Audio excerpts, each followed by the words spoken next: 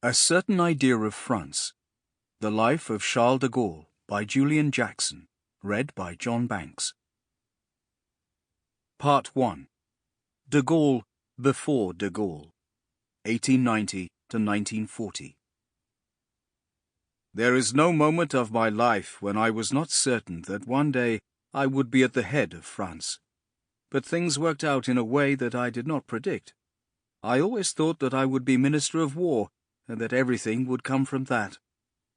De Gaulle, May 1946, in Claude Mauriac, Un autre de Gaulle, 99. Chapter 1. Beginnings, 1890 to 1908. A Voice from London. De Gaulle was a voice before he was a face. He entered history through a short BBC broadcast from London on the evening of the 18th of June 1940. 6 weeks earlier, the German army had launched its assault on France. The French were overwhelmed with extraordinary rapidity, and on the 17th of June, the head of the French government, Marshal Philippe Pétain, announced on French radio that he would be suing for an armistice with Germany. De Gaulle's speech the next day was a challenge to Pétain's defeatism. The leaders, who for many years have been at the head of the French armies, have formed a government. This government, alleging that our armies are defeated, has made contact with the enemy to end the fighting. Certainly we've been overwhelmed by the mechanized forces of the enemy, on the ground and in the air. Infinitely more than their number, it was the tanks, the aeroplanes, the tactics of the Germans which forced us into retreat. It was the tanks, the aeroplanes, the tactics of the Germans that took our leaders by surprise to the point of bringing them to where they are today. But has the last word been said? Must hope disappear? Is the defeat definitive? No. Believe me, I am someone who speaks to you with full knowledge of the facts, and I tell you that nothing is lost for France. The same means that conquerors can one day bring us victory. For France is not alone. She is not alone. She is not alone. She has a vast empire behind her. She can make common cause with the British Empire, which controls the seas and continues the struggle.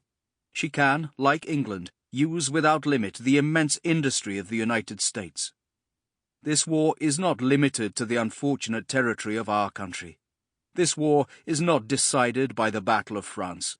This war is a world war. Despite all our mistakes, all our failure to catch up, all our sufferings, there are in the world all the means necessary one day to overcome our enemies.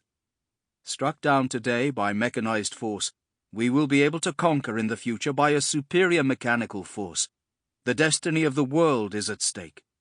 I, General de Gaulle, currently in London, invite the officers and the French soldiers who are located in British territory, or who may be in the future, with their weapons or without their weapons.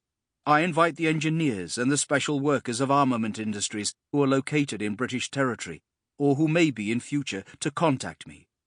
Whatever happens, the flame of the French resistance must not be extinguished, and will not be extinguished. Tomorrow, as today, I will speak on Radio London. Few people heard de Gaulle's broadcast, nor can we hear it today, because the BBC did not think it was important enough to keep the recording. De Gaulle spoke many more times over the following weeks, and increasing numbers of people started tuning into his speeches. Later, they were vague in their own minds about whether they had actually heard his first broadcast, although they wanted to think they had. One future Gaullist, who was only a boy in 1940, writes in his memoirs, "On the evening of the 18th of June, in the evening, in an alley bordered by holiday homes surrounded by gardens, I think I remember having heard the speech of the 18th of June. The windows of the villa were open, and a radio was relaying a speech, which seemed unexpected to my ears." One person who knew he had not heard it was the writer Léon Vert, who spent the occupation deep in the French countryside. His diary charts his growing enthusiasm for de Gaulle, but he did not know what de Gaulle had said in that first broadcast until 4 years later, when it was read out again, not by de Gaulle, on the BBC after D-Day.